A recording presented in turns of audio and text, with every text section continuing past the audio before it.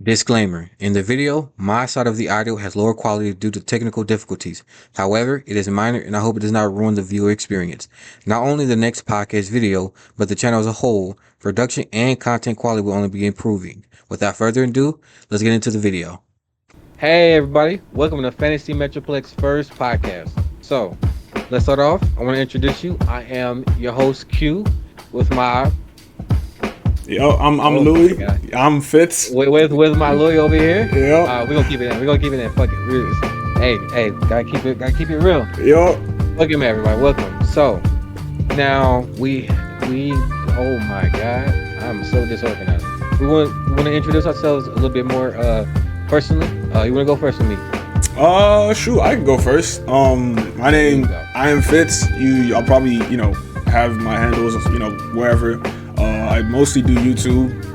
That's like my main thing. But yeah, pretty big into video games, anime, just all things media for real.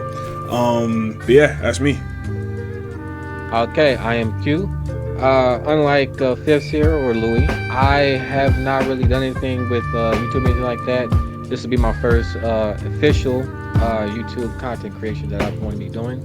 I'm into mostly anime, but not only anime. I love, movies, TV shows, a little bit into games, but not that much into games. Right now, something about me, I am currently writing. I'm very into writing. And I am just very happy to be doing this right now. This podcast is created because I wanted to share my thoughts and opinions with other people who, you know, have similar thoughts and opinions. So, yes, I'm just really, really excited to be doing this. You, Louis? Yeah, no, like that's kind of what it was for me too. I think uh I guess the most special time in my life, and I feel like you can see it a lot online. People talking about how remember being at the lunch tables talking with your boys about what was on TV the night before. Like I really do cherish those memories. You know what I'm Ah, saying? And so what yes, this YouTube channel yes. was for me was just like, yo, like let me try to recreate that energy just with the world or whatever. So like anybody that pulls up is like we sitting down at that same lunch table talking about whatever we saw on TV the other day. So that's kind of like the community like I'm trying to build with me and Q. Nah, that's facts. That's really fact. I love that you said that. That's man. So I like you said that because we talk about talking about the community. I love that you said that because that's getting to like how we met. So how this podcast started and how me and Louis met. First off, I was a lurker on Louis' channel, man. Like, so I had started to like just had I was starting to get bored of not only the current state of anime, but also I was getting bored of the current state of YouTube. And so I don't know if you know this, Louis, but I was actually going into the YouTube's like search tools and just looking for like start up like YouTuber people like to yeah I don't know if I've I told you nah, I never do that. yeah yeah I was going into the search tools. I swear I was trying to get specific like people, and I was looking at people with like maybe like 100 down when it came to subscribers and stuff like that. Like I was really looking for new people, and sometimes it was like not just review like show review stuff. It was other stuff like cooking or something like that. I was really trying to get like people who are small because my belief is that I'm not trying to say this is for everyone and everything, but like to me, I started seeing that it was smaller creators who were actually had genuine content to share. It's just that they weren't big enough to get it across to other people, to get it to more bigger audiences. So yeah, I found like I actually didn't search you.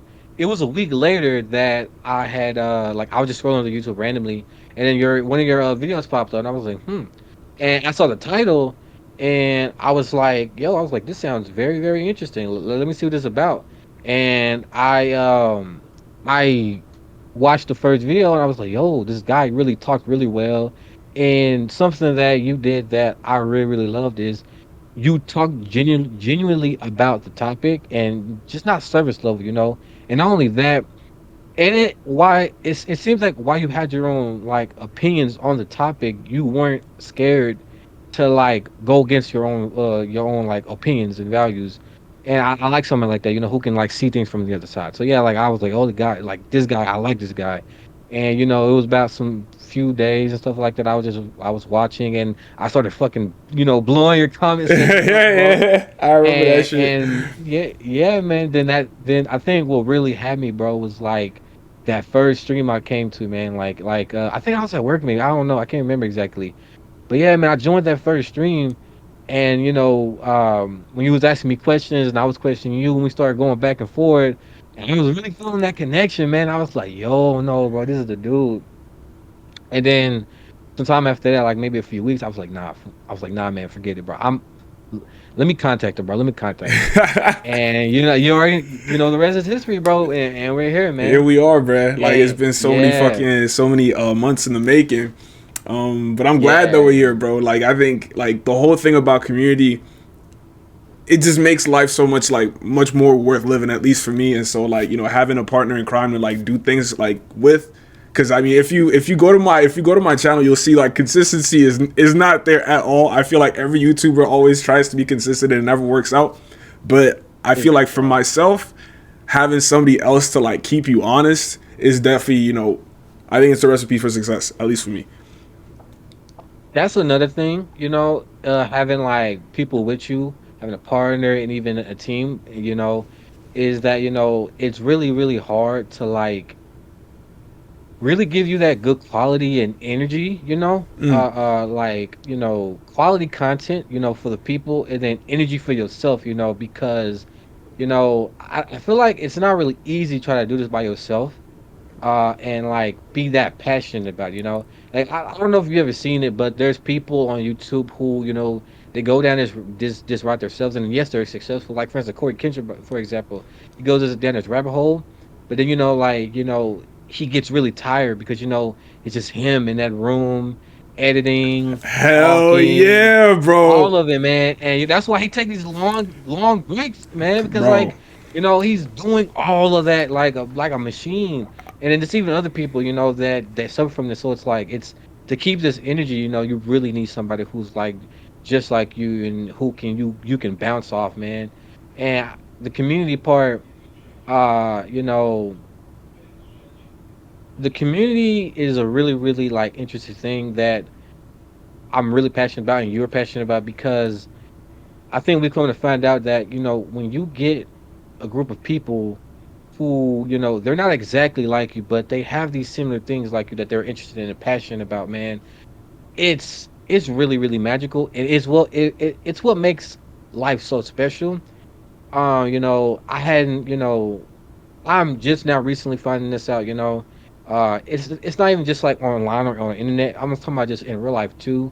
With all the stuff that that we're doing right now, and I'm figuring out, with you and the team I'm building in the back, you know, I come to understand like, yo, you really need people who enjoy things that you like and are passionate about things about you like, because it really helps you go further, like I said, I don't have a big channel like you, and one of those reasons why is because I never really had, I wouldn't say the passion, but it's like, just people around me that kind of motivates me and inspires me to like to do more, and that's what's going on right now, with finding you and then the people that I'm getting on my team. It's really, really, making me want to like go out and do more. Not only that, I want to find more people and talk with them. So this can just be like a really, really wonderful Yeah, pace. no, Yeah. I think it's gonna be dope to like because I think communities just seems to be our biggest focus. So I think finding people like minded people that do the things that we like to do. I think it's gonna be it's gonna help out. It's gonna be like the building blocks to it all. Okay, okay. So let's cut the chit chat, get to the meat and potatoes of it. So uh keeping it genuine, not trying to be fake, no smoke and mirrors. We're gonna be swinging a little bit, we're gonna be, testing things out. This is our pilot, so we're not gonna be have anything concrete. So I know that right now, we're gonna just talk about some trending topics about things going on. Let's talk about, I've been hearing quite a bit about it. I don't know too much because I'm not into it that much, but I'm gonna start getting into more a little bit more now. But some stuff is going on with the new Captain America movie coming out. Have you heard like what you heard about that? Well, I mean, I'm a pretty, I guess some backstory. I'm a pretty big superhero guy. I started like, I want to say when the Iron Man 2 dropped is really when I started tuning in. Um, so superheroes are a big part of the shit that I like to talk about. So obviously the Cap movie's coming out Valentine's Day, I think. And I think it's the one thing I can see that like they're really pushing this because I feel like back in the day the marketing for well not back in the day but like the past couple movies the marketing just has not been there in my opinion for like MCU projects. I feel like the I think the Echo show came out last summer, and a friend of mine had to hit me up saying, "Yo, you should watch this show. It's actually kind of dope." And I was like, "Fam, like I did not even know that was coming out." But when it comes to Brave New World, bro, they've been pushing this shit. I think it's getting a Super Bowl commercial. Is been in their like game promotions. I've seen several trailers. I didn't even think Thunderbolt Ross, the actor, got recast to be Harrison Ford or whatever.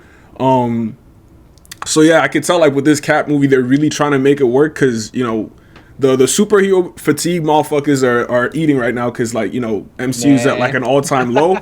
So like I think right now, like the superhero movie industry, it's sink or swim, and like this next year, I think is gonna dictate how superhero movies are perceived for at least the next 2 to 3 years, because they've done some like big swings, like bringing back RDJ, and I think they're kind of talking about how Chris Evans might come back too. You Chris can't. Evans coming back. It's still a Wait a rumor. minute. Wait a minute. Oh, I saw that. Yeah, Yeah, so yeah. I'm like, Okay, okay. if you gonna swing like that, bro, you gotta make sure that like you got all your ducks in a row. So I'm pretty excited for the new Cap movie. I'm definitely gonna go see it. Okay, okay, okay. I okay. So you got a pretty positive view on it. I have besides Red Hulk, I have not been seeing that many positive things, but I've been seeing mixed reviews about everything. You are right. I saw I went like in my like a little small corner of the world, because I don't be on the internet like that. I have been seeing some like Captain America Braving the World advertisements stuff like that. But I will say that there's been things have been shaky though, I've heard some things about the Red Hulk, like, it's not we're not gonna have all that with it. And some of the like the budget being small for this movie, some things people are worrying about that, like, oh, how the CGI is gonna look, Boy, or some of the like just like oh that's like I don't know, I've been hearing some things. I have been like I would say with the introduction of the Red Hulk, I have been excited for this. I'm not gonna lie, I have been excited because the Red Hulk. I wouldn't say that I don't like the Falcon or slash Captain America, but it's not really a character that I was found that appealing. To me, I don't know.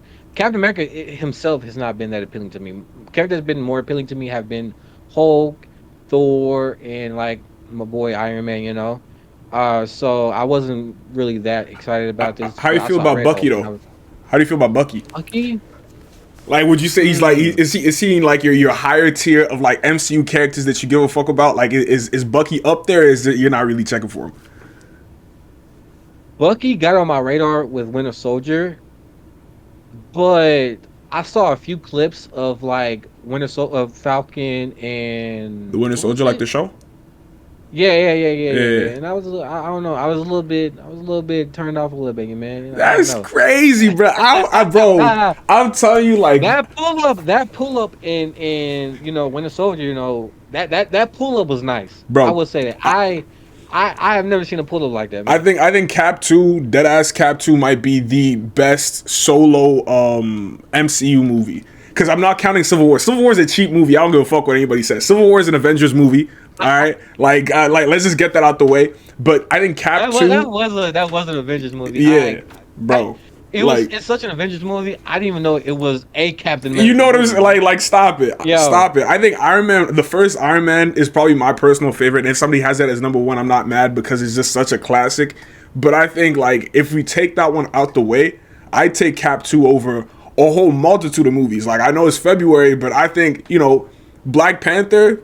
I might have Cap 2 over Black Panther. So from that regard, I can kind of see that over Black Panther. I can kind of see that it was because like Cap 2 was like it was thrilling because this nigga Bucky was just chasing. It's like it was like a chase, bro. Like bro, yo, we gotta run away from this dude. yeah, And then bro, and then the fights, man, the fights was crazy. choreography was nuts.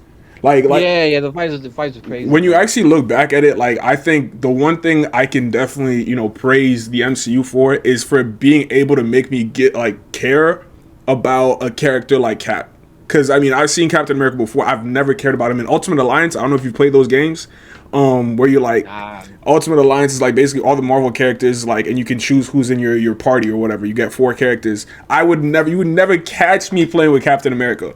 But like now, Captain America is like almost a household name in like the superhero verse. And when you actually like look at like if somebody were to explain to me Captain America on paper, bro, he'd be the lamest superhero. But the MCU has like actually been able to turn that shit around with like the 3 solid movies that they were able to put out.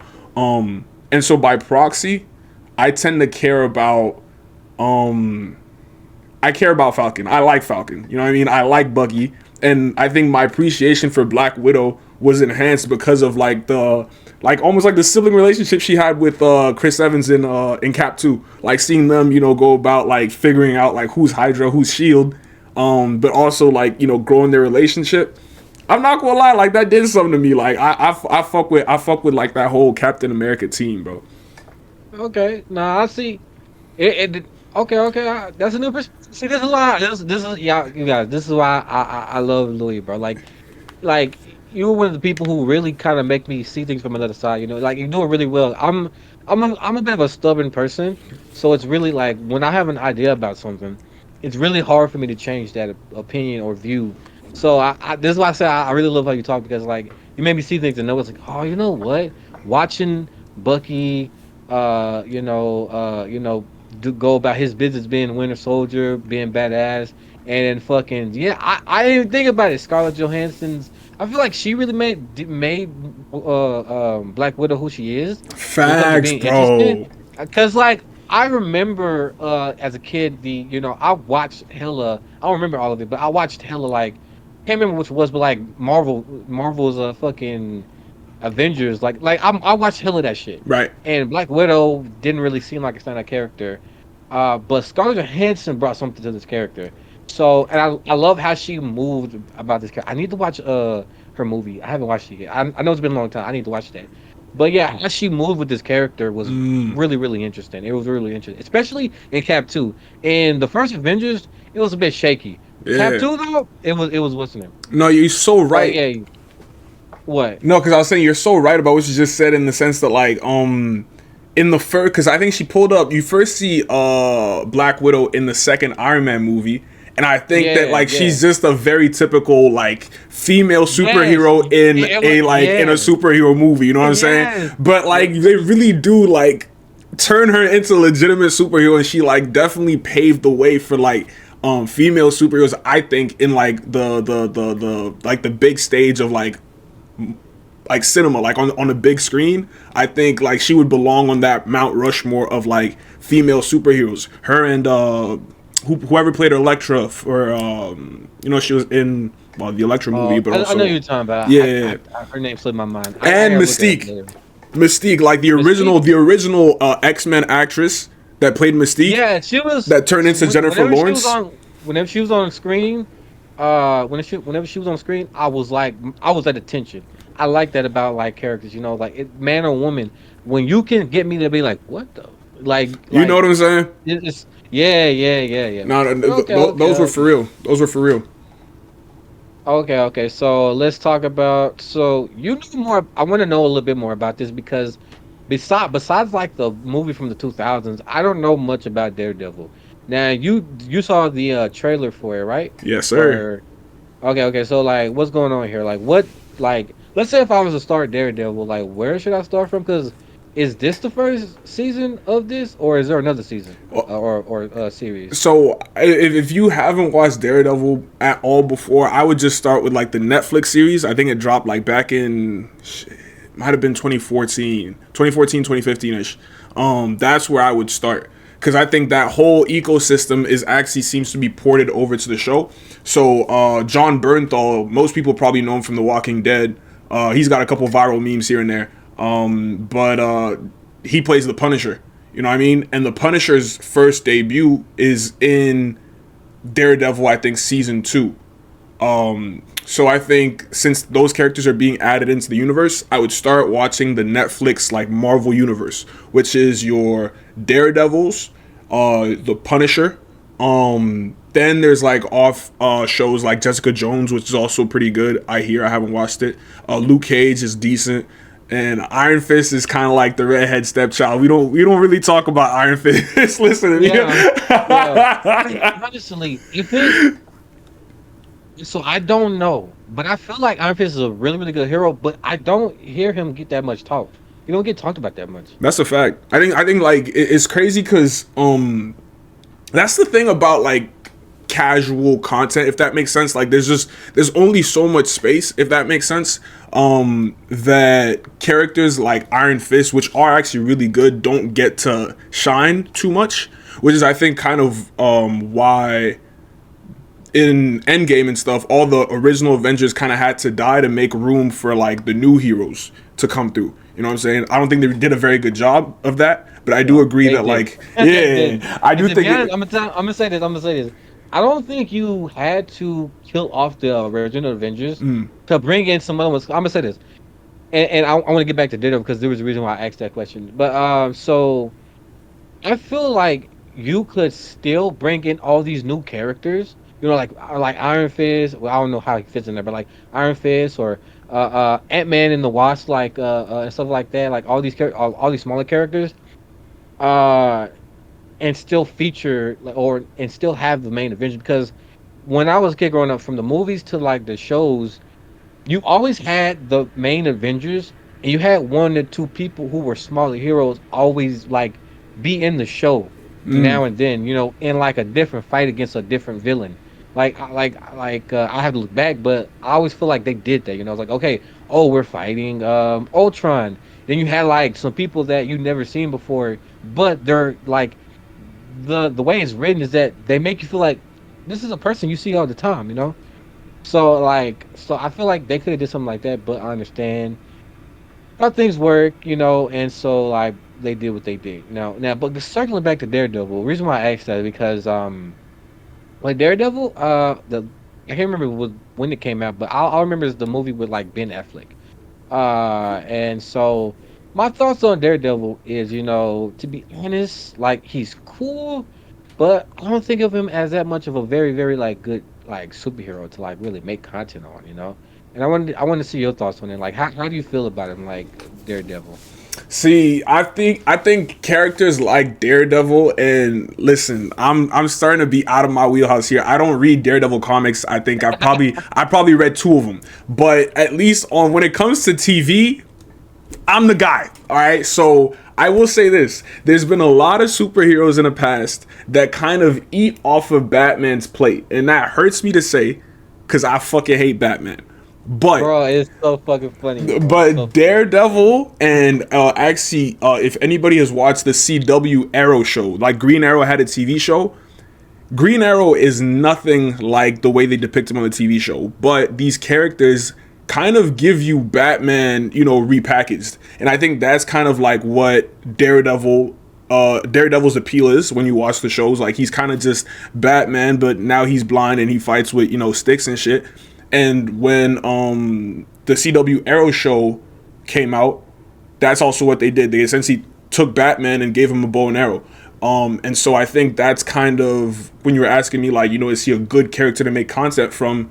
Really, all they're doing is repackaging Batman. Now, I don't know if that's what he was supposed to be, like based off of the comics. Because again, don't kill me. I don't read Daredevil comics, but the way they're able to market him is by essentially just making him, Batman V2. Okay, okay. I can see some of the appeal, especially you want something fresh and not seeing Batman all the time. Yeah. I can see. Okay, okay. Make a quick turnaround to something else.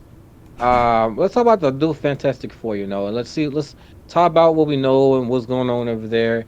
That's a bit interesting to me. I have not been keeping up that much with the new Fantastic Four show. To be honest, I don't like to keep up with too much, because I feel like it spoils things. Like for instance, there's like a lot of like trailers for like movies and stuff like that, and like I don't like watching. I'll watch one trailer and then I'm done because it Mm. starts spoiling. It starts spoiling, or giving like even if it's like little pieces. Like I don't want to know all that. Like for instance, Deadpool and Wolverine. I watched like the first pre trailer or something like I watched that Like like the teaser. I yeah I watched the teaser trailer like a long time ago. And that's it. People know I did not know we were gonna have all of these cameos, man. I was like blown out of my mind. Like, Yo. but like everybody else knew this though. Everybody else knew this. Now I'm not saying it took away from the movie, but everybody else knew this. But like I was like, nah, I like it. I don't like that. But anyways, getting back to it, I know of bits pieces about the Fantastic Four stuff going on.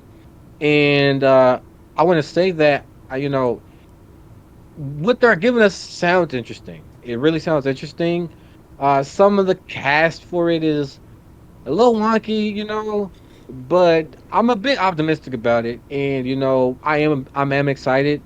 I Fantastic Four was not my first superheroes growing up, but I watched the Fantastic Four show, animated show, and my grandmother used to she used to like replay those movies so much that like I almost know them like the back of my hand, man. Shout out So grandma, bro. so Shout out grandma. yeah. Hey man, Grandma yeah, got bro, taste, bro, bruh. bro. Yeah, man, like so yeah, I really love them and I love that team because they're a very, very interesting team. They're not that big of a team and they're aesthetically they're interesting. Their powers is interesting. Their main villain is interesting. So I really love them. So like, how you feel about everything? I'm not gonna lie though, like I mean, I was a big fan of the Fantastic Four back in the day. I'm kind of off them now. It's probably honestly, weirdly enough, the project I'm least excited for this Mm. year. But I will say that there seems to be some kind of like coordination, and like the Marvel gods are like moving together because I think the way Doom has been pushed marketing wise lately, because he's also in the Marvel game Marvel Rivals, and the Fantastic Four are also introduced as new characters this season in Marvel Rivals, compounded by the new Fantastic Four movie. I think there is like a big push where it's just like the X-Men used to run a show, the Avengers were the biggest thing from like for the 2010s really. I don't know if the Fantastic Four are gonna be that, but I do think that there is like a push to put them, in front of everybody's faces. And I'm not mad at that. You know what I mean? Like they're not my personal favorite and stuff, but I think I just want some direction, bro. Like I really do think that You want like to The MCU's biggest problem right now, which is probably what my next video is about, is just like, fam, let's just slow it down. Let's figure out where we want to go and how we get there. Yeah. I love that you said that. I love that you said that. So no, I can the Fantastic Four, while interesting, they cannot take the place of like X-Men or Avengers. Those two are they're just too big. They're just too big. You think But so? I will no, I don't I'm gonna say this. Fantasy Four is good. They really are good. They are like I feel like they can take the scene, but not as the main. They're like the sidekick. I feel like they're the sidekick. They're going to be the very popular sidekick. They're going to be the Avengers Robin, basically. The Avengers is the Batman. Yo, Like I think I hear what you said. I think the only reason I hesitate is because like the way X-Men used to break they foot up people's asses. I just don't think that like if you see, go back in the '90s, that people would think like, oh, the Avengers ran shit for 10 years. Like it was the Avengers or oh, bust, bro. oh my god, I say that. Okay, okay, okay, okay. I see what you mean. I see what you mean. We just gotta let them prove it. If Marvel can get some direction going. I'm pretty confident. I'm really pretty confident. And the reason why I don't give it to X-Men is because X-Men is good, but I just feel like people just always flop with the X-Men. If it's not an animated show, I feel like it just flops. Besides like the movies, I just feel like the potential it has because we already know the X-Men like all the I haven't really read that many comics, but you already know like this stuff is like expansive, bro. But unlike Marvel with their Avengers and what they've done, like we just never really get that. Even what was it? Was it X Men Apocalypse? Like, it was big, but it wasn't big though. Word, word, And, word. and I like from what I know is that like that was like a pretty big thing going on with Apocalypse, like the villain that they had, everything like that. And so it's like it's just like it. So like X-Men is great, bro. I don't know if you know the show.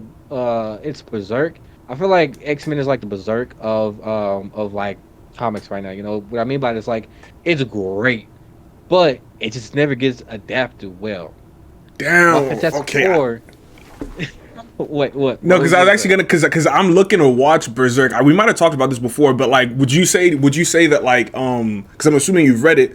Would you say that like Oh yeah, the yeah. way the anime came out, it doesn't really do the manga justice? We're talking about the '90s one or the 2016. You probably Talk to talking me, about the whichever 2016. one. The '90s version, it does justice, but because it's so old, it's not gonna get that love, and that's about it. Like it's just not. I'm gonna tell you right now. When I first went on Berserk, oh my god, is this the or did we play this? But the thing about Berserk, so when I found a Berserk, it was back in oh my god, I can't remember. It had to be like seventh, eighth grade to like freshman, sophomore year, like between that time. And when I first heard of it, like I heard the buzz of it. Like I'm telling you right now, Berserk. I'm telling that's why I said like X-Men is like Berserk. It would never die the buzz of it. You always gonna hear people praising it because it's really good. And back then it was even strong. So I was hearing it again and again, Berserk, Berserk, Berserk. And then I saw a few of like the art of it, and I was okay. And so I watched the first episode of it, which is 1990. I wanted to go to the first thing of it, to one that gets a good adaptation. When I saw that animation, I almost threw up. I almost threw up, bro. I'm saying so. I'm in like the 2010s right now. I'm looking at 2012, 2013 type Yo, animation. yo. I go to some 90s animation, bro. That was disgusting. I was like, ugh, what is Wait, ain't this? no ways. Is it that bad? Man, bro, from like 2010s to 90s. It's bad, man. It's bad, bro. It's bad. Yo, it kind of looks like you ever watch Fist of the North Star? It's Yeah, yeah, yeah, yeah, I know yeah. what you're talking about. I know what It's you're it's talking it's about. kind of giving me like similar vibes, like Nah, that yeah, yeah. Trigun Yu Yu Hakusho era Yeah, almost. yeah, yeah. And so like I watched it and like the only thing with animation that I've seen was Pokemon, bro. And that was the only thing old that I've seen with that type of animation. Word. So yeah, yeah. But I started watching and stuff like that, and it was really, really good, bro. Like I didn't. I think by like fourth episode, I didn't even know I was hooked. I was just like, it was episode 4 and then episode 25, and I'm like, whoa, what the fuck? Those are the ones, bro. That's when you know, like, whatever you got going on, bro, it's cooked. Like, it's over. Yes, bro. Yes, bro. Like it was really, really good, and I had continued on to the manga. So it's really good, but it's like that it needs to get adapted. And the only one that got adapted was 2016, which was a continuation, and it was trash. It was 3D. Damn. It's not even the fact it was Ooh. 3D. It was the fact it was ugly ass 3D. So it was bad, man. It was bad. And that one, it was so so. It was so so. It's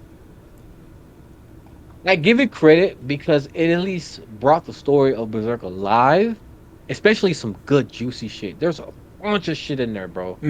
But it wasn't it though. It wasn't it. Yeah, I'm looking at the 2016 shit, bro. Like, whose idea was this? This is Bro, why crazy. didn't you just animate it like Bro, regularly? I just don't know. put the pencil on the page, bro. Like, what is this? the only thing I can say, the only reason I can like maybe make up for them is that the fights in Berserk are probably like really epic and maybe complicated to where they was like, we probably need a little bit more. We probably need different animation for this. Mm. For instance, like I don't know if you saw Chainsaw Man. When I saw Chainsaw Man animation, I was like, especially with the fighting, I was like, kind of, I was kind of like, what is this? This is like, I was thinking some like fluid motion, like Demon Slayer type animation when it Whew. comes to fight scenes. And I looked at it, and I'm like, what is this? But then, like, I look at it a little while and I really reflect on them. I'm like, you know what? For what Chainsaw Man is in its fights, it kind of makes sense. It kind of makes sense. So yeah, like, yeah. But I definitely recommend, man. Anybody watching, bro? Come on, you gotta watch it. Maybe the '90s or read it, bro. Like, it's a great series. And rest in peace to the author. I don't know his name, but rest in peace to the author Oh, he who made it, passed. man. Like, yeah, man. Quite a while ago, I think. Damn. Maybe 2, 3 years ago.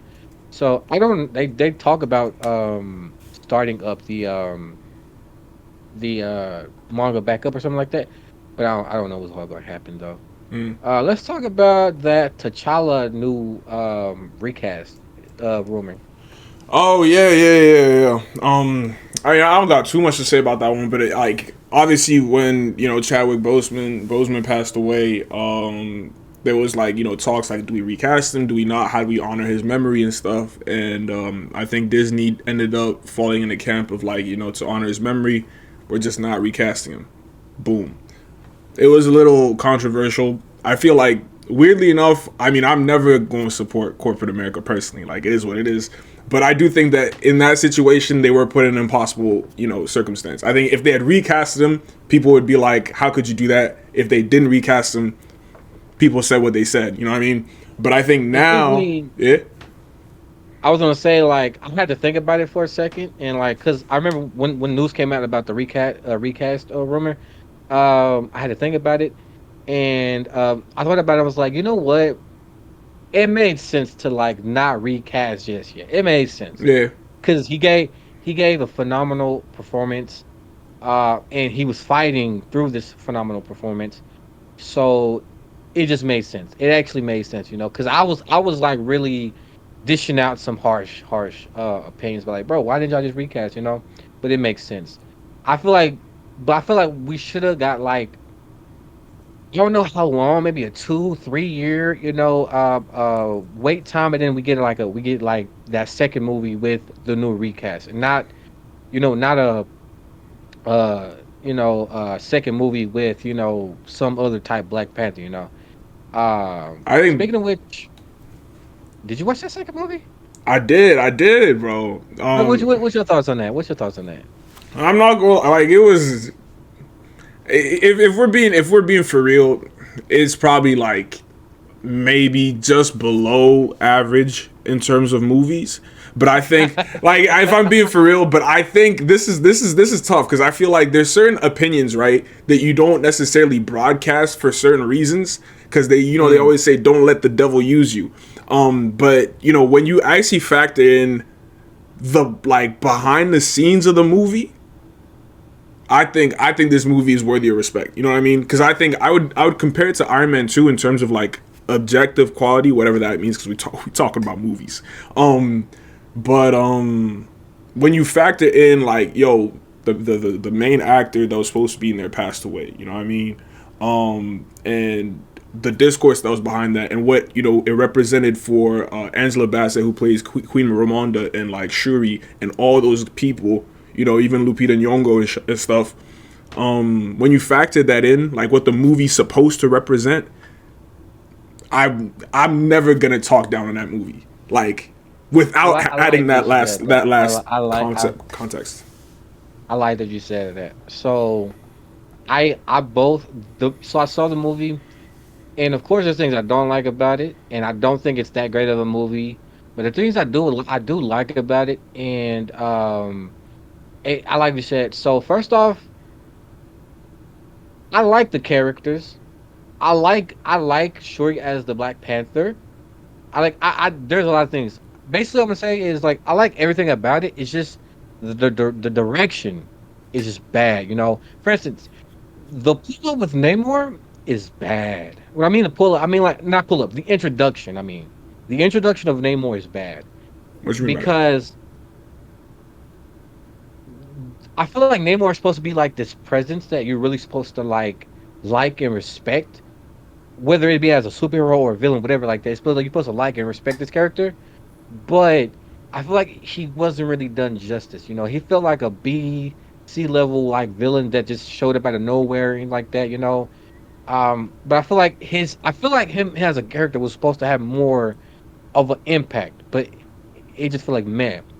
And then um I feel like Shuri as the Black Panther because I actually looked this up and she it does become the Black Panther. And I would say right choice, wrong time. Because like I said, I like her. I like how she moves. I really like it. But it's just like it just wasn't the right timing. The timing was just off.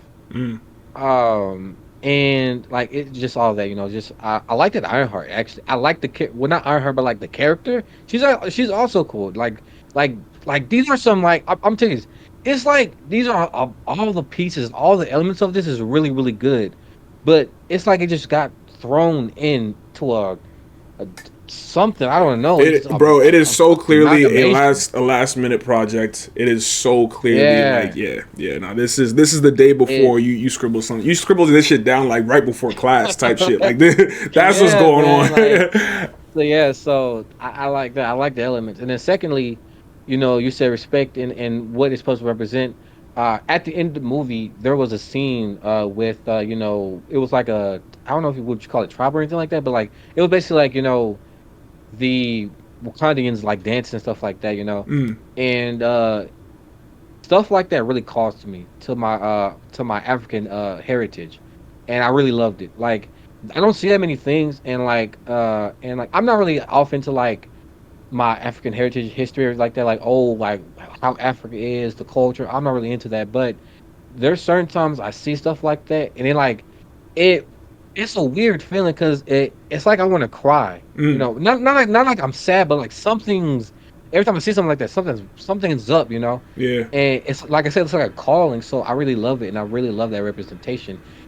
And this is a good freaking segue because just like I like the representation of the African heritage in Black Panther, I love it in Castlevania Nocturne. And this was on Mm. this was on the directory here. This was on it. So I saw Castlevania Nocturne the first season, and it got a lot of hate. And one of those hates was because of man, what's her name? Annette. I'm gonna say this. So, of course, I'm gonna tell you this. Race swaps, gender swaps, because it disrespects the whole essence of that character.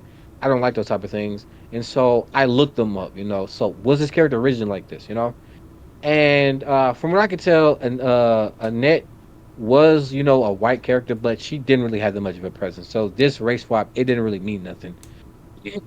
But I like the introduction of Annette and how they weave the culture and heritage of Africans, and not just specifically Africans, but like that that type of African. I forgot what they call. I think it's like Like yeah, Caribbean. they're the I don't know. Caribbean folk. Yeah. The Caribbean, yeah, yeah, Caribbean folk.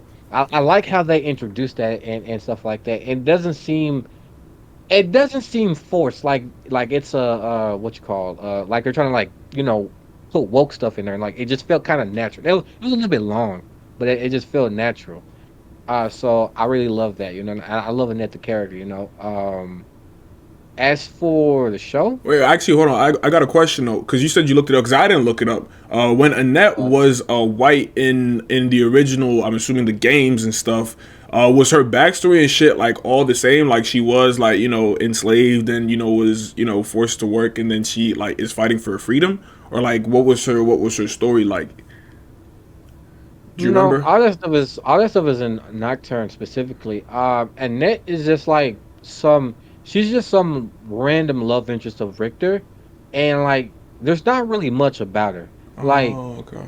Like there, I looked it up and I make sure I went into deep, especially because I like the net. I went into deep and there's really not that much about her. She was just some love interest, and she kind of pops up, That's now interesting. I don't know all the details, but like literally her race swap didn't really mean anything. Now, I if you're mad at the whole race swap thing that the industry does, then yeah, but like it really didn't mean anything. I wonder then, like, people who like really do this Castlevania shit and like play the games. I wonder how they felt about it, because it sounds like essentially Annette in the show is a completely different character. Like they're like not similar at No, all, I aside would from just assume their so. name. You know what I mean? So I wonder I if like somebody who actually cares about Castlevania, if they would have rather like just name her something different, because they're essentially different characters. Like why have them share a name? Or if they're happy with taking a character that didn't mean anything before and giving them new meaning now. I wonder how motherfuckers felt about that. mm, okay, okay. Um, I guess that would be interesting. Um, let's say if I would think about this in the perspective of like, let's say I was watching some show or some comic or cartoon, and they did that, um, because the character is so small, I don't think at least to me, I don't think I would care, Yeah. like well, no, that's a bad example. I was gonna try to like use like Chi Chi from like Dragon Ball, but if you remember OG Dragon Ball, there's actually some mystery, but like she was just the net was essentially just a love interest. That was all it was. But Or yeah, like okay, okay. maybe not really. I was gonna say Keiko from Yu Yu Hakusho, but not really. Like Mm, we do interact with Keiko quite a bit. yeah, yeah, Um, yeah. yeah. She, but yeah, what I heard was she was just like a pop up character, but and her whole thing was just being Richter's love interest. Mm. Uh so you've watched the first season, but not the second season. How do you think about the first? Yeah, no, I think the first felt unfinished, but it didn't feel bad because I was seeing like you said, like I thought like people were saying it felt bad. The first season of Castle, I mean, it's hard because I'm thinking like the first Castlevania, we have the whole picture, and I got to interact with Alucard, and I forget the motherfucker's name, but there was like all that cast, they're all fleshed out because I have the finished product already in my head. The Mm. first season of Nocturne, honestly, I almost want to take back what I just said, because I think the only person that it actually applies to is the Russian shorty, the big bad vampire, There's a bit? Or are you something talking like about that. Carmilla? Right, I think it's You Carmilla. talking Yeah, about from yeah, yeah. I think Carmilla. you talking about from the first series, Castlevania? No, no, I'm talking about Castlevania Nocturne. Remember, like there was like everybody was scared of that vampire coming in from Russia. Remember? Oh, Erzabet. It was Yeah, Erzabet. yeah, okay, yeah, bet. So, I felt like she just wasn't as fleshed out as Dracula was, even in the first season of Castlevania. Because, like, obviously, Dracula, like, I think the opening scene is about how, y'all killed his shorty and now he's wilding out. I mean, we got to sit with him. But, like, now Oh in boy. Nocturne, I'm just like, I kind of feel like, who are we really fighting? I didn't really get to, like, get a villain for real. But I think that maybe as they give me all like the whole scope of Castlevania Nocturne, boom, all the pieces fall into place. Okay, so I want to say we're gonna get into this deeper like later on. Especially I have a sense I've seen both seasons. Like now, like there's so much I want to say, but we gotta save it to the next time when you caught up. But I love what you said about Erzabet. I want to say this because like it's a little bit of a spoiler, but I'm gonna say this. I'm not really giving away stuff, but like this statement is a little like giveaway. But I love how you said that she's not as flushed out as Dracula. When I first saw her, I was like, I did not really care for her. But the second season has got me not only interested in Erzabet, but the whole situation that was going on with her. They did a really good job with that, but they didn't explore it. There's some interesting things going on with that stuff, But like, and you do you get to know more about Erzabet, but it's like there's an interesting thing going on here. Like there were just major things, and it's like, I wanted to explore it a little bit more. But they didn't. But another thing, real quick, I want to go to another one. Uh, but I like how you said that the ending of Castlevania Nocturne, it wasn't bad, but it wasn't good. And and stuff like that. So I just watched this ending of season two. Until we do our next talk, I'm gonna reserve my all my things about it. But I do want to say one thing, and this applies to like the first series of Castlevania too. They are really, really good. They are really good, and they're consistent with endings, whether they're cliffhangers or they're not cliffhangers. With good, they have good endings. Mm, What I mean, like everything feels like good. The characters feel like I don't know how to really describe, but it's like everything feels. Let's say it's not a cliffhanger. Everything feels concluded and good and happy or whatever like that. And then let's say there's cliffhanger while you're not at the edge of your seats. It has you really like, man, what is going to happen? type shit. Like Yup, yo, yup, like yo, yup. hold on, like it has you really like yo. Like for instance, the ending of the Nocturne, the first season. This dude Alucard pulls up, stabs Yup. Shorty, and like we just in there. It was like, yo, who are you? I'm Alucard. Yo, It's yo, like, he always hits that fucking yo. That man, voice actor gotta be the yeah, coolest bro. nigga, bro. But yeah, and like Eric, just how it ends. I'm like, yeah, now get that second season out, boy. Yup, yup. So it's like from the first series to the second series, which is Nocturne, they are very consistent on having really good endings, whether they're cliffhangers or not. I just wanted to because um I noticed that in at the end of the second season, man. Hopefully they're going on with a third season, man. I feel like there's some things, bro. That's what I'm telling you, but they're really good at it. There's some things set up that we may not get a third season, and it's cool, or we may get a third season, and it's like, bro, there's some stuff to like draw from. Type shit. Okay, yeah. Because that was gonna be my answer. Like, is the third season, has it been confirmed or yet? Has it been confirmed or not yet? But I guess we'll wait and see. Yeah. So I don't think you've seen that. So let's talk. I want to talk about Invincible. That cool with you? Yeah, yeah, yeah. Okay, so that third season about to drop, and Shoot, do you I know when it's dropping? am. It's about to drop in a few. The third season, Yeah, yeah, yeah. I know it's this month, maybe but is is it it? next week? Let's see, When is it? Invincible season. I hope they don't do that shit where they like drop it in like chunks. Do it, Feb 6th. bro. You're right. Oh shit, that's like this Friday, right?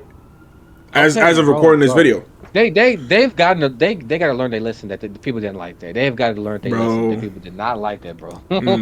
That was But bro. I will But say though, nah, like when they did take the hiatus and came back, they came back with a fucking vengeance. Cause like that second half, the whole narrative changes. yeah. Yeah. I love that you said that. I love that you said that. Okay. So, okay. Do you know anything about the comic? Nah, nothing. Okay.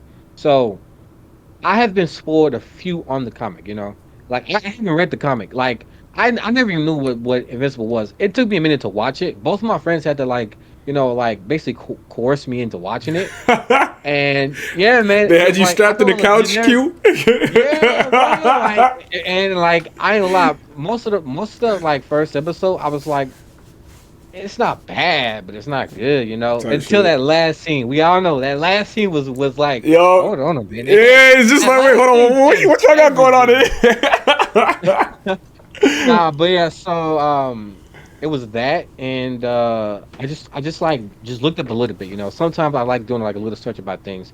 So I ultimately know what's bound to happen. Like I know what the end of the story is supposed to be about, but I don't know all the events what's happening, and I know a little bit a few things. So I'm really really excited because I never thought we were going to come this far. Mm, Invincible to me is kind of like Berserk.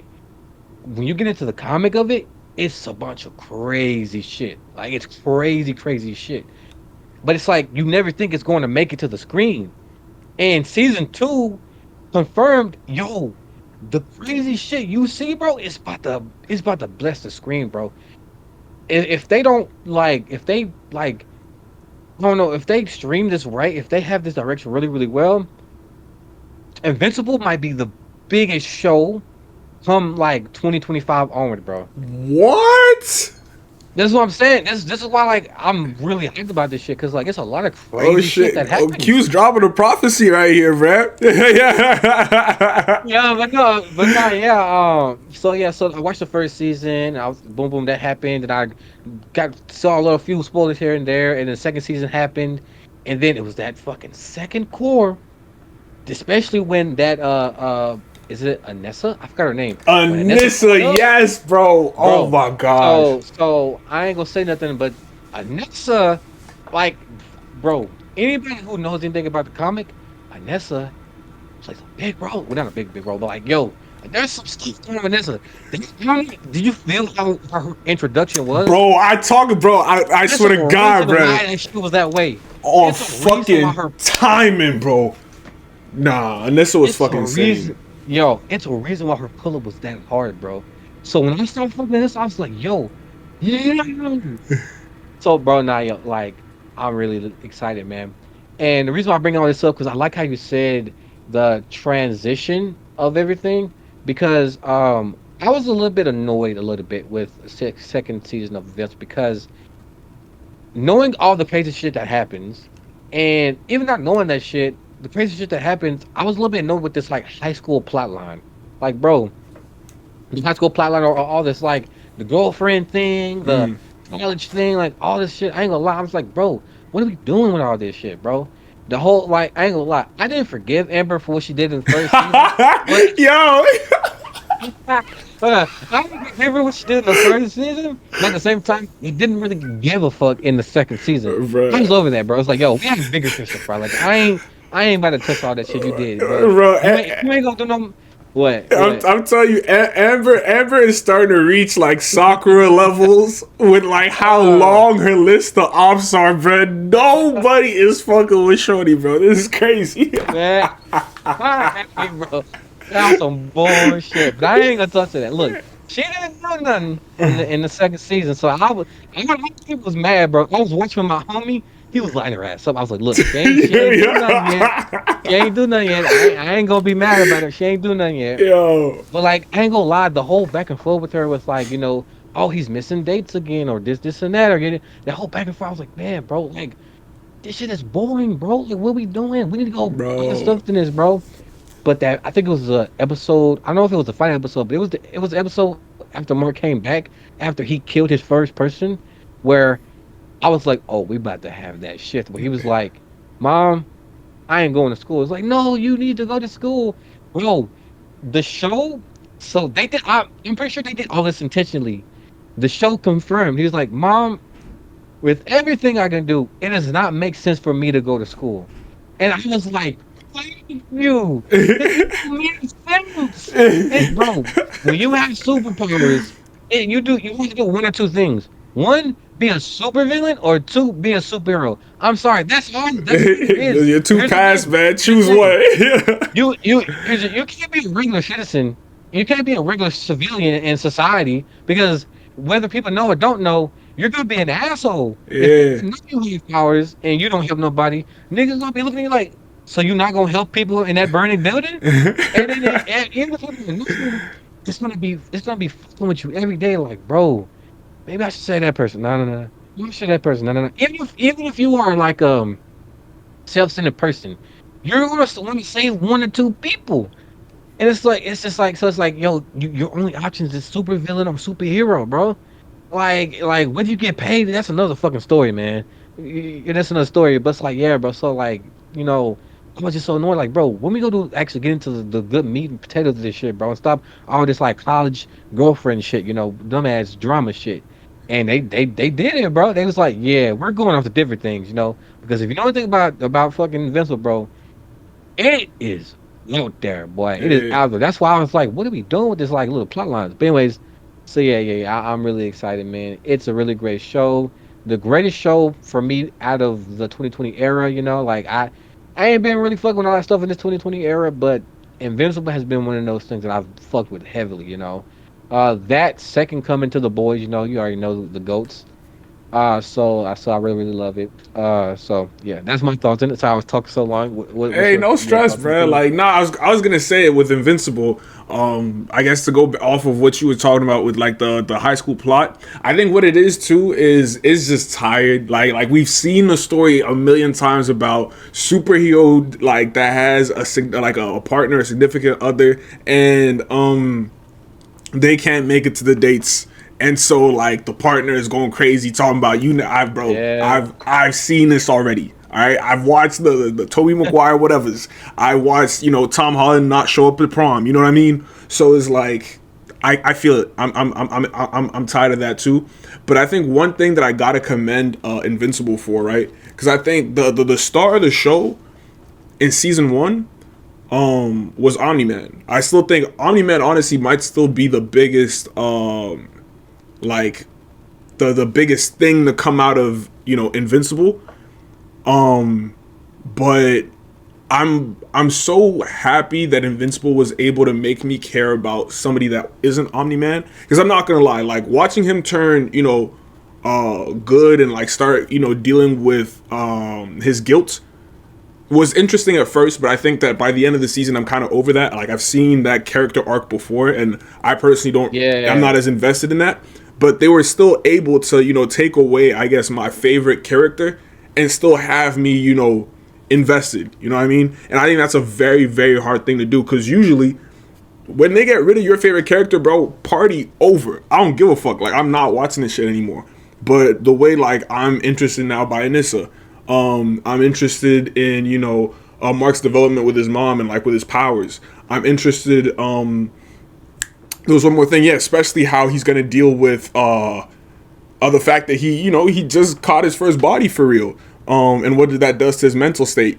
So it's always inspiring to see how a writer is able to take away the biggest draw, which was Omni Man, and like season two can I don't even like to see Omni Man, and I'm still just as invested in the I show. like that you said that. I like that you said that. Besides the first part of the season two, when besides that part, second part, I didn't really care about that. I didn't really care about like not saying I don't like anime. It's just like at that point it's like I'm trying to see some of these other things going on. Like Yup, let me get back to Mark or let me get back to this person. yup. So I like that you said that. And no, it that is really really good too. Is that it's really really good, especially for this third season that's about to come in. Is that your best character was Omni Man. And I felt this too. I did not. I wouldn't say I didn't like Mark. I did not care for Mark in first season of Invincible. Now I'm hyped to see You Mark know what I'm in saying? something. Yo, I want to see more of Mark now. And which is why I was talking about. I was like, the high school and college plotline. I was like, so yeah. Now I'm like actually interested. Mm. I'm also interested to see other characters. Like Adam Eve and for instance, my first. I don't know what he is, but my first or second best. I don't know. But my nigga Rex, bro. My boy Rex. Yo, he Yo, turns up, yo, man. His big yo. Rex now, baby. Oh my His big god. Rex. First season, I didn't think much of Rex. He was just that. He was that archetype of character that that's an asshole, but he's your Yeah. friend. Blah blah blah. Second season, yo, they both redeemed and still made him like. Not only did they redeem him, be like, oh, he's a good guy now, or he's not an asshole, but at the same time, it wasn't corny. Mm. It didn't feel corny. Like for instance, like you said with Omni Man. Like oh, he's a bad guy, or now he's a good guy. Sometimes it can feel corny or like lame. The Yeah. way they made Rex, the way it went with Turns Rex, up. it felt like really cool and natural. Turns First up. off, it's like yo, for instance, like he stopped being an asshole because like yo, he's like I'm gonna die, and he started reflecting like yo, man, like dang, I must been an asshole my whole life. Maybe I just stop doing it. With a bullet through my head, man. Yup. So yeah, yeah, yeah. So like yeah, man. It's really been good, man. And that hype, man. I'm really really hyped for that stuff. The other plot point actually that I'm also interested in is Viltrum, like and like seeing how Viltrumites interact with each other. I think it's super interesting. You can kind of see different aspects of it, because I think Viltrum is almost like the marriage of Planet Vegeta from Dragon Ball Z, and the Sith from Star Wars. I love to see how these like big structures and these big social structures rather operate when they like the members of those structures are like so cannibalistic, and how like you can create camaraderie almost by like through a culture that's like the strongest will survive, and I don't give a fuck if I gotta kill you for it. You know what I mean? Like I think that Yeah. that struggle is just always interesting for me to see, like how like Vegeta literally said nah, but like you're nothing to me now, and he just killed the Oh dude my right there. You know what I mean? god, And I think yo, I that's remember I really, saw that. bro, that's really what Viltrum is about. And like it's like in the Sith in Star Wars, like it's really like, bro, like as soon as I get my apprentice, like you're gone, but like we still gotta work together up until that point. I always love to see that trope play out, and that's why like Viltrum is really another one of those plot points like in Invincible season 3 that I hope I get to interact with a little bit more. Okay, yeah, nah, that's really really good. All right, so I know you've been especially I saw on bro, YouTube needs to do better with like notifications because I saw that you had mentioned that you was watching Reacher on your video. So where you at with that Reacher situation, man? Like how's it been Man, listen, on that journey? yo, okay, listen. There is nothing wrong. Listen. There is nothing wrong with liking a show, even if you know that it's not the best. I personally think. Listen to me. Listen to me. Oh my god. Jack Oh. Reacher season 1 was 1000% entertaining. But I think where it lost me, where I had a hard time, getting on that boat, was like the Jack Reacher himself is just so like the quintessential like manly man. Like the extent to which he performs masculinity, I thought was just a little ridiculous.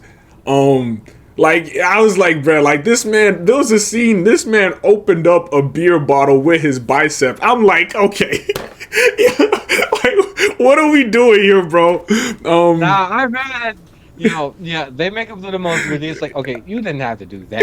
You know what I'm Yeah, I saying? know what you mean. I know what you mean. But I do think that They like like, the plot was like good enough. It was interesting. The characters were likable. Like I liked his little team with the I don't know, the sheriff and the police cop, and everything is the one of my the tropes or the plot points that I never get tired of is corruption and seeing the real depth of it.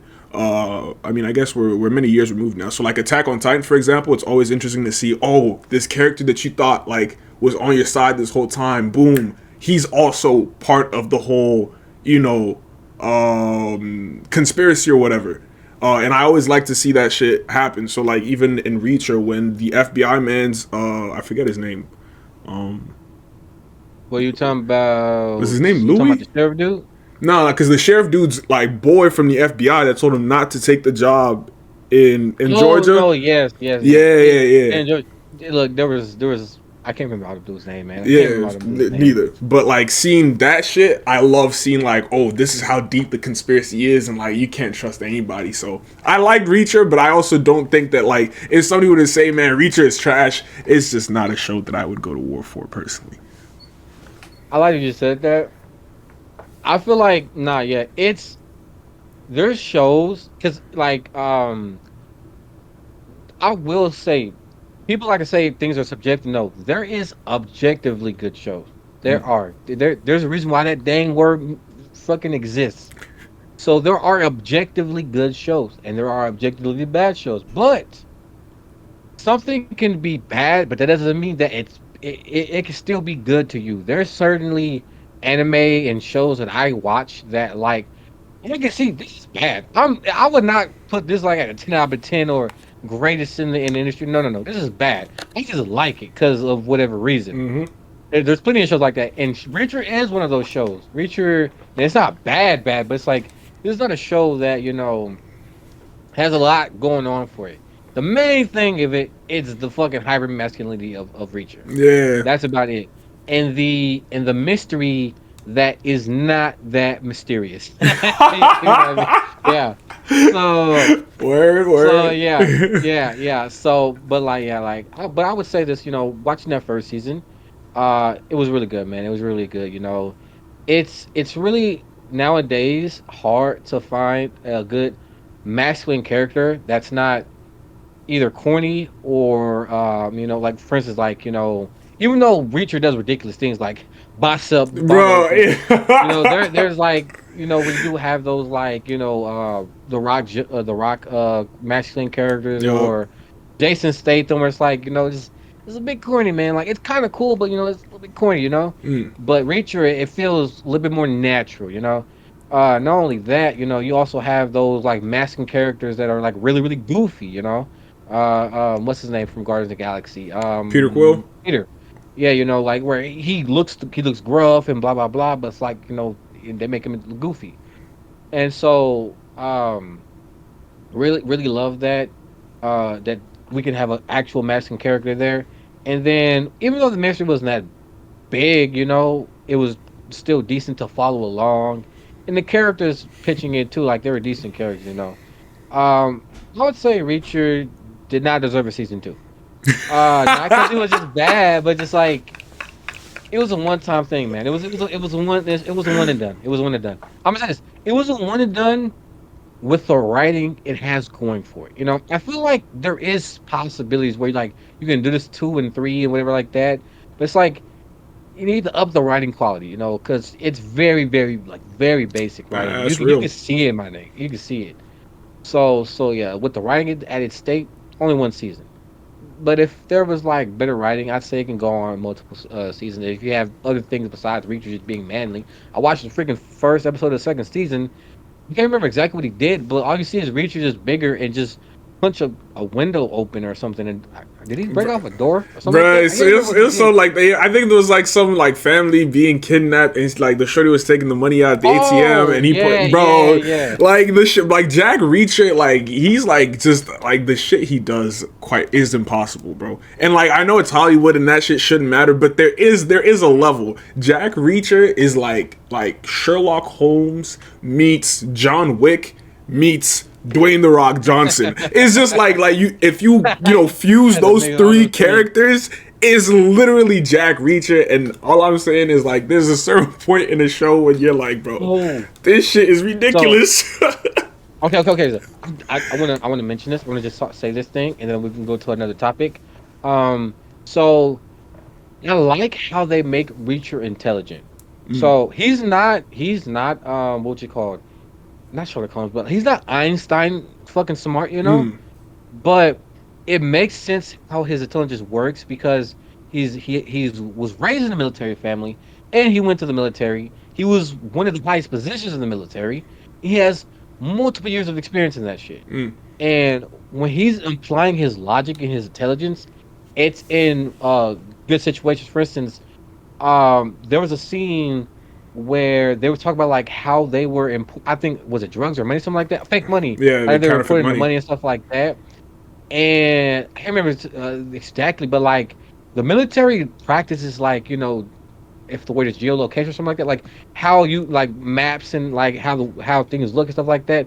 And not only that, but how the society runs things. And I can't remember exactly statement. It was a minute ago, but like he had pointed something out, and I was looking in awe, like, how did he know that? But I was like, well, that makes sense because he's in the military. But it's Yeah, like things like it's just things like that. I was like, yo, that actually makes sense. Like if if you were pro at something, you would know like just things like that, like small things like that would seem yeah. stupid, but like yeah. So I really like how they do it. He wasn't smart at math, or he wasn't smart at computer equations. No, he was smart at those things that he did in his past. Because there's actually a scene in Sherlock Holmes, like the Benedict Cumberbatch joint, Mm. where they actually ask him like, do you know the order of the planets in the solar system or whatever?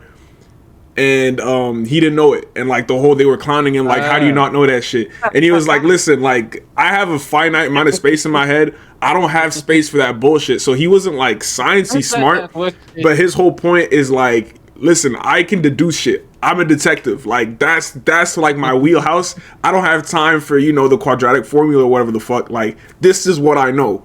And I think that's kind of like the space Jack Reacher occupies, where it's just like, bro, Yeah, he's not going, come up with the cure for cancer necessarily. But if you're trying to figure out, like, oh shoot, this is the body. Like, let me run the forensics. Let me figure out where the killer was yeah, at. Let me do all man. that shit. Like, he's your guy. Him and Sherlock Holmes, like, those are your guys. Nah, yeah, man. Like, yeah. So, like, I just wanted to do that because, like, the whole character of Reacher, like, it's done really, really well. Like, which is why even though the show is not great, it's still like something you gotta. It's like it's not a 10 out of 10, but it's something you gotta watch. You gotta watch. You at least gotta watch the first season. Yeah. So yeah. Let's move over to this. Why am I typing random things in here? I was trying to hit the main things here and see how much time we have left.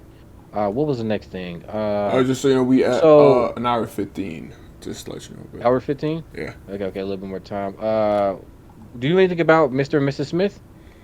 No, no, no. I don't know. I don't know much about it at all. But I did Okay, want to okay, ask okay. you if you've watched the Mr. and Mrs. Smith from back in the day, and how much those two things are similar, if at all. Okay. So I did watch Mr. and Mrs. Smith the movie back in the day, but I was like maybe 5 to 10 years old. But like, it's one of those things where it's like it's in my memory, but it's hazy. And I did see a few clips, and basically, how would I describe it? So they are different. Not even just the actors, they are different. But people were really hating on the Mr. and Mrs. Smith show. But it's like you have to look at it in a different way. It's like the She-Hulk situation. I think you heard me say it that She-Hulk as a superhero show is trash. She-Hulk as a superhero sitcom, it's actually pretty good. So that's what the Mr. and Mrs. Smith show is that people were coming in for like an action, maybe rom com, I don't know, but the stereotypical action romance, blah blah blah, like Mr. and Mrs. Smith, and that was not the case. Mm. Now I can remember like there was like a lot of action, shooting, this and that in the movie, but in this one there is still that, but it's more. First off, it's more gloomy. You could definitely tell like you already know the 2020 era loves its like gloom and even though emos have died out, they haven't died out. They've maxed themselves and it's blah blah blah. So like it's gloomy. You got your main female character who I'm gonna get into it another time, but it's like it's more gloomy, a little bit darker, more maybe psychological a little bit. Um there is still action. It's not so I'm gonna say this, it's small scenes but high quality action. Mm. So you don't have to have a 15-minute action scene play out. You can have a 5-minute action scene and it still feels like a good action. Type shit. They don't yeah. I'm gonna say this. The first episode is crazy. I didn't with the weight and you can really if you go look like at a clip of the movie, a clip of the show, you'll see what I mean. With how the show look, I did not expect the level of action they give you. It's a bit of spoiler, but bro, the first episode of the show ends off with them fucking delivering a cake. And here's the thing, they was delivering a box, and they got to this place where they delivered the box, and the show makes you feel like what's going on here, and then the box gets opened with the recipient, and it's a fucking cake, and they like we we just delivered a fucking cake. Yeah. Yeah, that's And it. so they just got this job and like they have like experience in like certain backgrounds but not like in this. So they're like what the and they just leave out, they're kind of disappointed. It's I think they made like maybe 30 feet maybe or something like that away from the house. They started walking and it's Yeah. like oh shit, Yeah, yeah. like and it's like and so that's it really shows you like oh like this is actually going to be something.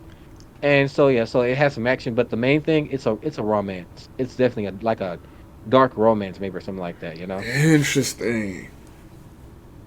Shit, Okay, okay. So I had no and idea. yeah, it's actually pretty fucking good. We can talk about it another time. Let's get to this. What was it? I know there was like two, anything about the Squid Games? I was actually about to. There was a segue for Squid Game earlier where I was gonna say when you said Reacher should have only had one season. I'm gonna die on this hill. Mm. Squid Game should only had Oh, one. Squid Game should have only had one season. Like I don't like, and the thing is, it's not even like I'm not even saying because again, I haven't watched season two. I'm not even saying season two is ass. I haven't watched season two, but I think in terms of from like a narrative perspective, I feel like Squid Game started and Squid Game ended, and it was just like those two things. You know what I mean? It was just a natural order of thing. Like this dude got into some shit, and he didn't know what it was. He did it in pursuit of money. He ended the show. He had all the money, but he didn't realize all the shit that he'd lose along the way. Boom. There's your story. But we got season two, and I think we've had this conversation, like, or at least a similar one before. yeah, yeah. It seems like they did a decent job with it, given the circumstances. So I'm not necessarily opposed to it. Okay, so I wholeheartedly agree with you that season Squid Game should have been one season. Wholeheartedly. When I heard it was coming out, so I did see the end of it, and I knew it was like a setup for a second season. But then, I mean, as the years went by, I started like reflecting more and more. I was like, to be honest, there wasn't a whole lot going for Squid Game. It was the fact that we were just watching this insane game that was Mm, why it was so entertaining. The characters weren't that good. Plus, all the characters died. So it's like even the characters that were good, you can't really enjoy those characters for next season because they're dead. mm. And then the main character is not a strong character that can just like you know hold up a show on his back on his That's a own. He's fact. not that type of character. That's a fact.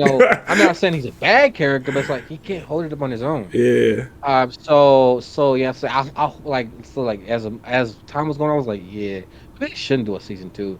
Now watching season two, I still have that opinion, but depending on how this third season ends, maybe my opinions would change because I think I told you we did talk about this a little bit.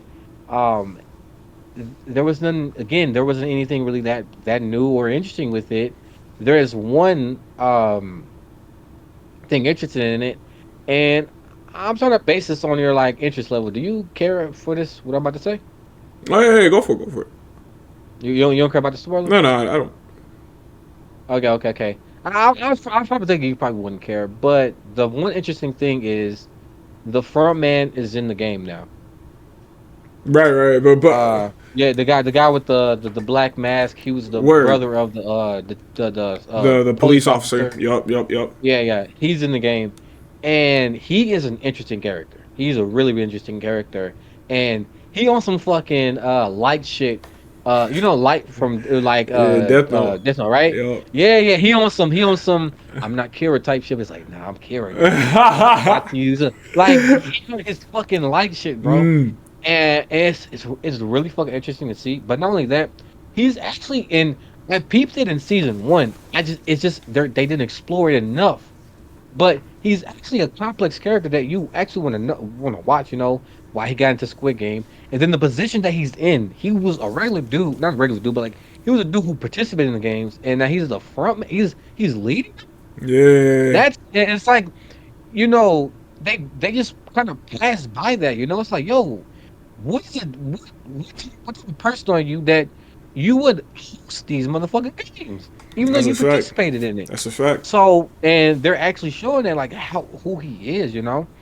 And so like he's been very, very interesting to watch. And the deceiving has been interesting to watch. The main character has been like, and just like first season, this dumbass nigga befriended this nigga. It's just like, oh, you're a good dude. It's like he's not a good dude. Yeah, He's right. deceiving the fuck out of you. And so yeah, man. And besides him, oh, also an interesting character, but oh my god, they killed him off. The guy who was doing the slapping, Who's doing the slapping? like you remember, like so how he plays the game where like he come up to you, he's like, hey, I'll give you like $1,000 if you win, and it was like, and they play the game when they throw down a little square colored thing or something like Yeah, that. yeah. Yeah, yeah, yeah, yeah, bro. They popped off with his character in episode one. They Word? popped fuck off. Then That's they killed him. crazy. Then they killed him all. Yeah, bro. Because this nigga's fucking psychotic. This nigga was playing Reacher with local fucking people, bro. There are some characters that they got abducted with him, and like he started playing Russian roulette with these motherfuckers. He was like, all right, and so there's two characters, that know each other. He was like, "Zing!" He's like, "I bet we play Russian roulette," and he made them play this type of like alternate version of like rock Rock paper paper scissors scissors. and stuff like that. And when whoever win, blah blah blah, and like the person who lose, he's like, "I bet," boom. It's like, "Oh, spin it again," and they Yo. did it again. Yo, like he was popping off. And so this nigga he even was like, you know what, this is getting boring. Let me reverse it from 1 in 6 chances, or not a 6 chances and 6 to 1 chance. Basically, he said, fuck that. I'm putting all 5 bullets in, and yeah, like what you these things? Zing. And he's like, oh, you lost? Yeah, fuck Bam! you. Oh, Yeah, yo. like yo. This Then not only something. that, Yeah. he played Russian roulette with the main character, bro. He played Russian roulette with the main character. And I would say they did make this nigga a little bit more interesting. The main character, that is, a little bit more interesting in the second season.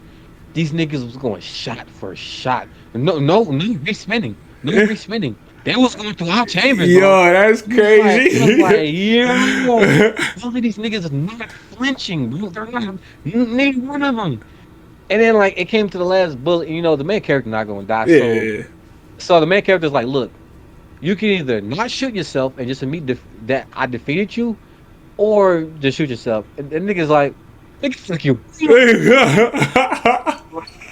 He rather die than say, oh my god, bro. Yeah, that's why I love, like, there's a part of me that like enjoys seeing, like, I guess what could I call them, hyper gamblers, because there's an anime Yeah, called yes. Kakegurui. I don't know if you watched it, but it's basically like, I gotta watch it. I'll let you know what I'm talking about. I think I saw like the first episode. I gotta watch it. yeah, basically it's More. it basically a school of these hyper gamblers, and basically your social status is based on how much debt you've accumulated through gambling or whatever. And it is just like, there's something about me, I don't know, that just like seeing people, because maybe I'm just so risk averse, but seeing people that are just so like willingly crash outs, bro, like I don't know, it's just entertaining. I willingly crash out. No, it is true. It is true. Like it is really cool.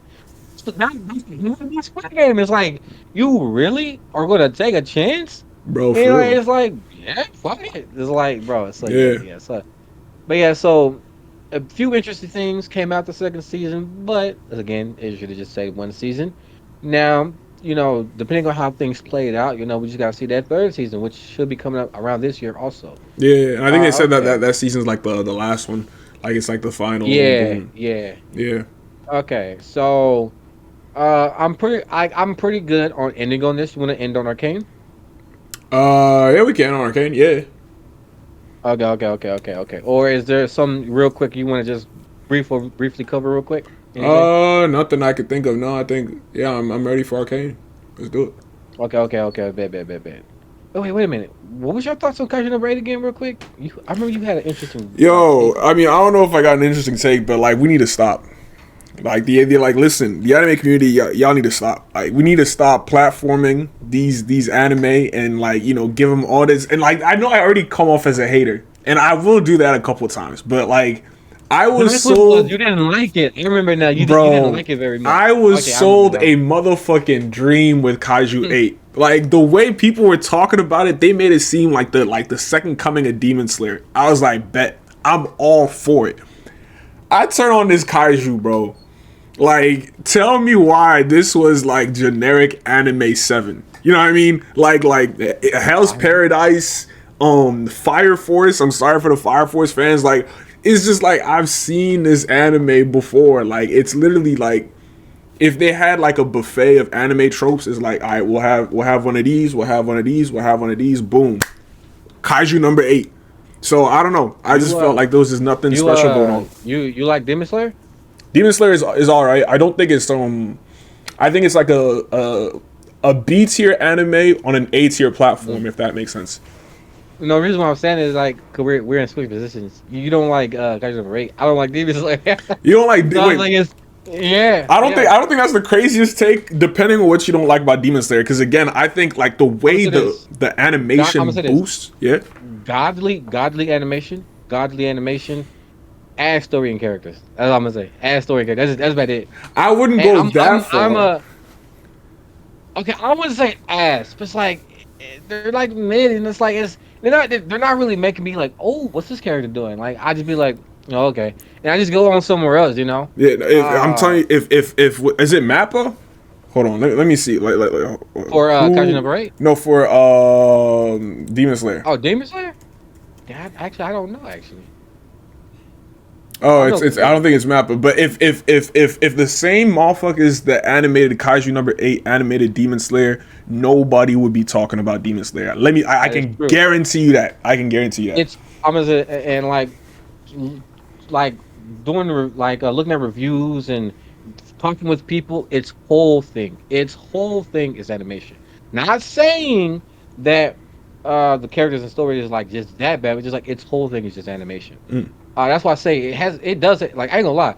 Like I used to be like a fucking Demon Slayer hater, but then there's some times where like I just see random YouTube clips and I'm like, God damn, It's this shit is clear, fire. bro. I think everybody I'm done like, seen this that is one like clip, bro. even me as a hater, I'm like, damn, that animation is cold as fuck, bro. But no, but yeah, that's basically it. Like I like deep and compelling characters stuff like that, and so they just don't have that. The character that I did like, they fucking killed the nigga. Yup. So yeah, but like yeah, okay, like um, can you go like a little bit? Like, do you have any little bit more details about Country Number 8? Because like I'm like really interested in that. Like a little bit more uh, details why you don't like it. I felt like I don't know if I got much else in the sense like really it just felt like in the first 3 episodes I had watched this anime before, like a motherfucker who wants to be something but he's not good enough to be it, so he's kind of like at the bottom of like the hierarchy and whatever social structure, and then boom, some freak accident happens and now he has a dormant power within him that he can't control, but that puts him above everybody else. It's literally like we've seen it in Attack on Titan with Eren Yeager. We've seen it with Asta in Black Clover. We didn't really see it, but it's the same similar concept that's going on in Naruto.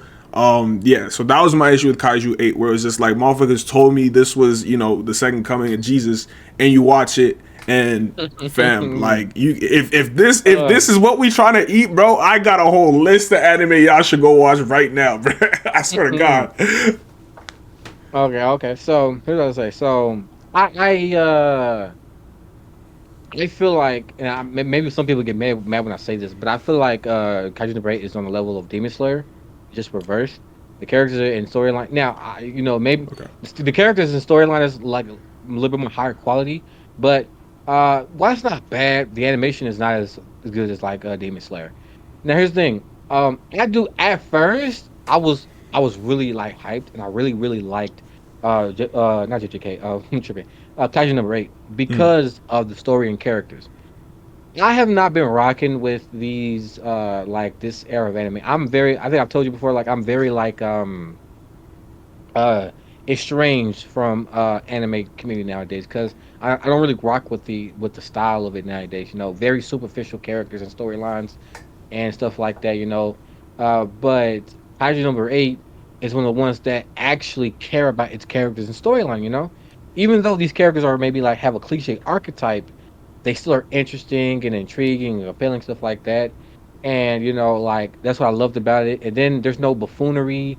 Sometimes these shows get too freaking wacky and comedic, like too much, like every like 2 seconds, some character is doing like some wacky comedy hit. Some character like you stupid, like bro, like it just all the stuff it does. Like okay, this is like something like they make jokes out of like kindergartner type fucking shit, man. And then the over fan service. I love Tizan as much as the next guy, but oh my god, man, are you trying to sell me porn or Yeah. a regular TV show, bro? Fire Force, for example. I love that shit. But again, it just got to a point where it's like, oh my god, there's so much tit and ass. Yeah, I'm bruh. gonna Anyways, but yeah, Tiger number 8. You can see. I like when you can see the curves and you can see the figure of the woman, but it's like you don't have to see all the fucking ass and tits. So like it was estranged from all that. It didn't do all that. It just focused on the story. and so I really, really loved it. But I think once I like got a little bit far into it, and like I put it on hold for a minute because like I wanted the chapters to stack up. And I since I hadn't read it, I had some time to reflect. And I'm like, okay, this is really, really good because it's what I look for. Like the writing style, the characters style. It's what I look for. But this was the cream of the crop, though. Mm. It ain't the cream of the crop, and so I had to really reflect. I was so excited because it was the first time that in a long time that I've seen a very mature and competent show, but it's not the cream of the crop. And I do agree, it's mid. Like it's just mid. There isn't things are interesting, but it's like it doesn't think the things don't really get explored. We don't be able to like see something like there needs to be a little bit more to it. And you don't. It's just not there. That like little interesting spice to it. None's there. No, for Trying to sure, say a better word. and I do think like as I know you were talking about like anime recently and stuff, so like I feel like anime is just like it is changing. Like I think the anime space is evolving, and like the culture and like working formulas, if you will, are changing. But I do think like there are shows out there that like are doing a decent job. I haven't watched it personally, but I feel like Blue Lock is doing a good job like charting its own path. I think sports anime have been respected, you know what I mean? And every once in a while you get, a new show that like people are like, really ranting and raving about. Haikyuu was like the biggest thing. It wasn't for me. I tried watching Haikyuu. I just didn't fuck with Mm, it. But it seems like Blue Lock is kind of, picking up not necessarily where Haikyuu left off, but it's like the next chapter in, sports shonen anime. that's true. I think it's And I about think that's the dope. you had besides IQ and Crocodile Basket. I don't even think people really was really talking about Yeah, sports you had anime. the underground, basement dwellers talking about Yeah, you slam had dunk. that. Like Yeah, slam dunk apparently is yeah. supposed to be like, oh, slam dunk is actually better than Kuroko's basket. And if you actually try to watch basketball anime, you should watch slam dunk. But yeah, like I think like Haikyuu was really the first time I felt like there was like an actual sports anime that was on that big of a stage because Kurokono Basket, like respectfully, is just a shonen anime. They just happen to play basketball. Haikyuu Mhm. was really like, nah, this is sports. Like this is a sports thing. And I think Blue Lock is also like, as much as there are powers and shit, like it is like a sports first anime. Okay, so this little tidbit, and we're gonna go to Arcane, which is our last thing. Oh wait, I want to actually, do it so quick. sorry about Arcane because I don't want to rush Arcane. Could we do that next time? Because it's already getting kind of late for me at least. Okay, okay, okay, okay, Yeah. okay. Let me just say this a little tidbit, and it's actually interesting. So, Mm. I like what you said about like the anime space changing. So, yeah, I used to think that, but my time reflection and stuff I've been reading and watching some things. That's actually untrue. Oh That has word. been changing. Yes, I'm actually gonna be doing a video on that. It's not gonna be anytime soon right now. I'm gonna do some other. I'm gonna be making some videos, but I'm actually gonna do a video on that. And then even if you want to, we can even once I get done with that video, then we can even talk about it. Maybe you can watch it. We can talk Yeah. about it because I used to think it's similar to the fucking. I'm gonna say this. It's similar to the Dragon Ball situation. People did not like Dragon Ball Super or Daima because it felt different, and it wasn't as cool, or they changed things, the animation, the story, blah blah blah. And when you actually think about it, it's like no, you're just thinking about Dragon Ball Z. Dragon Ball Super and Daima are very accurate to Dragon Ball OG series. Right. So it's like you're not Dragon Ball fans, you're Dragon Ball Z fans. Mm. I've come to learn it's the same thing with anime. And I'm gonna just say real quick, there's a lot of people, especially millennials, who came in onto anime in the golden era, which is like the early 19, like 1999 to like the early 2000s. In that period, where a specific type of anime were coming out that were really really good, Right. and people thought that that's what anime was. But I've been doing some things, and if you look back to like when it first originated, anime has not changed at all. It has not changed at all. I actually see what you're saying in the sense like I would say that it's changing, but I think it's almost like changing back. Because I was gonna say like I feel like in that Dragon Ball Z era, um long running, hyper, violent, I guess, or like a lot of fights in anime became the winning formula, and then we got the Narutos, we got the Bleaches, we got the FMAs and the JoJos. But now I feel like the reason I thought it was changing was because like we're getting a lot more short anime. There's like filler is becoming, you know, phased out completely. Like One Piece, the king of filler, essentially decided like let's just wait until we got more of the manga, and like boom, we do whatever. Like that's not something you would expect to see, at least in the past 20 years. But if you actually look back at, you know, the late 80s, early 90s, when you had shows like Samurai Champloo, like it wasn't crazy to have an anime that's just 24 episodes and that's it. There's only 24 episodes of Cowboy Bebop. You know what I mean? So it's just like, yeah, now that you think about it, it's just like we're really just going back to what we were doing before, like I started watching anime.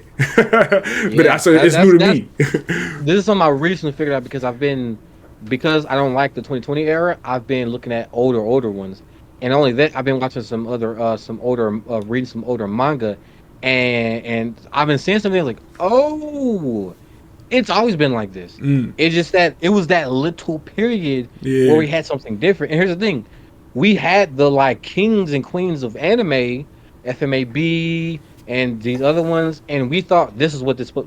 This the new shit. This the new shit. So, like, I'm going to be doing a video. That's actually a really good idea. In the near future. So, hit me up when you got that, when you upload that shit. Like, it's starting to get late. Okay, so let's end this out. So, guys, if you're it's a freaking recording. This is not live. I'm about to say if you're watching. But anyways, guys, if you're watching, if you click on this video, if you're watching, man, thank you so much. And like I'm really grateful for you to be giving effort and giving your time for this. And I just want to let you know that there's many great things to come. I'm your host Q, PG host Lou, and you know, peace out. Peace, y'all.